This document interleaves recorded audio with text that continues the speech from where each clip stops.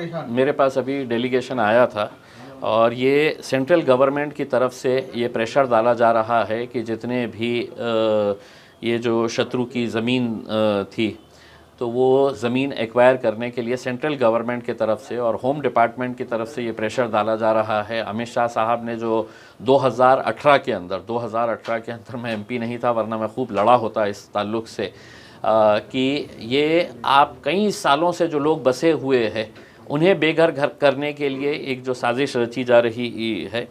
यकीनन लोगों के अंदर एक घबराहट का माहौल है। मैंने पूरा मामला समझ के लिया हूँ। मैं कलेक्टर साहब से भी डिविजनल कमिश्नर साहब से भी इस बारे में बात करूँगा। मार्च के अधिवेशन के अंदर में इसकी आवाज़ भी हम उठाएंगे, लेकिन हमारी तरफ से जितना हो सकता है उतनी हम पूरी कोशिश करेंगे कि मतलब जो गरीब लोग हैं इतने सालों से बसे हुए हैं उनका नाम कैसे चढ़ा। अगर उन्होंने पूरा लीगल प्रोसेस से टैक्स चढ़ गया है, वो अपने घर बना लिए है तो घर की परमिशन मिल गई है, और जो मुझे ऑर्डर्स बताए गए हैं उस ऑर्डर के अंदर कहा गया है कि मतलब ये कलेक्टर ने ही पहले ऑर्डर दिया था ये नाम चढ़ाने के लिए जिन लोगों ने भी ये ज़मीनें ख़रीदी थी या बेची थी करके। तो अचानक आप कई सालों के बाद नींद में से उठ के आते हैं और कहते हैं कि नहीं तो हमारी ज़मीन है करके। तो इतने साल तक आप क्या सो रहे थे क्या उसमें? और फिर इतने सारे हज़ारों लोगों को आप कैसे खाली करेंगे उसमें? इसकी ज़िम्मेदारी कौन लेगा? इनको कहाँ पे बसाएंगे?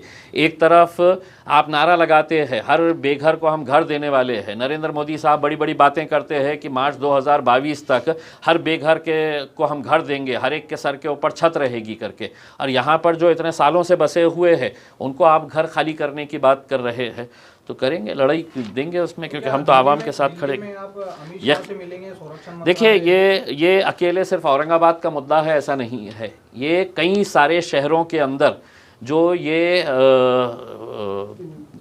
एनिमी लैंड थी, ये एनिमी लैंड है तो देश भर में कई सारी जगहों के ऊपर है। तो ये अकेले सिर्फ एक शहर का मुद्दा नहीं है कि अकेले इम्तियाज़ जलील ये मुद्दा ये करेंगे करके।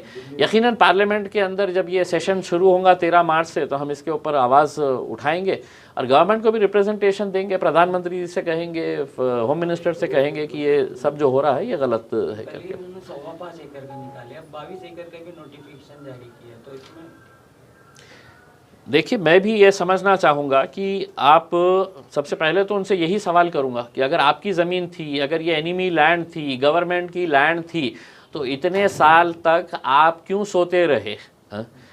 आपके लैंड की हिफाजत करना आपकी ज़िम्मेदारी ही है। आप घरा बनने दिए, वहाँ पर परमिशन दे डाले, लोग कई सालों से टैक्स भर रहे हैं, टैक्स भर के वहाँ पे आपने इंफ्रास्ट्रक्चर डेवलप किए हैं, रास्ते बनाए, लाइट दिए, हर चीज़ दिए है, और एक दिन अचानक आके आप कहते हैं कि नहीं ये तो मेरी ज़मीन है अब ये खाली करो करके।